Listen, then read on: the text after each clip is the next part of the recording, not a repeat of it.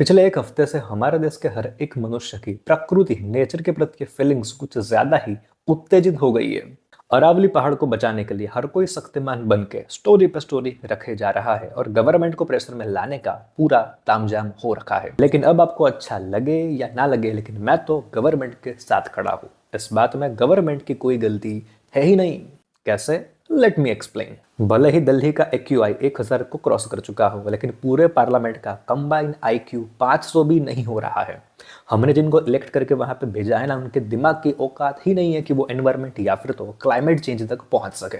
तुम ये बताओ कि हमने कौन सा वहां पर किसी साइंटिस्ट, क्लाइमेट एक्सपर्ट या फिर पीएचडी डॉक्टरेट को भेजा है? हमने तो इलेक्ट करके वहां पर बाबा, धर्म सम्राट, धर्म रक्षक, माफिया, गुंडा लोग, भ्रष्टाचारी, इन सबको बिठाया ना इलेक्ट करके। बेचारे मासूम से धक्के मार मार के ग्रेजुएट हुए लोग हैं, और काफियों की तो डिग्री भी फर्जी है। इनके सिलेबस में कभी एनवायरमेंटल साइंस या क्लाइमेट चेंज आया ही नहीं। ये सब तो धर्म, जाति, मंदिर, मस्जिद, मारो काटो, इन सब के अंदर डिप्लोमा करे हुए लोग हैं, तो इनको क्यों लोड दे रहे हो? और आपकी बात भी एकदम सही है कि अगर हमने अरावली को डिस्ट्रॉय कर दिया तो फ्यूचर में हमारे बच्चों को क्लाइमेट कॉन्सिक्वेंसेस का सामना करना पड़ेगा। लेकिन मैं तुमसे ये कहता हूँ कि तुम इस बात को उसे कैसे समझाओगे जिसके बीवी बच्चे ही नहीं है? समझ रहे हो ना?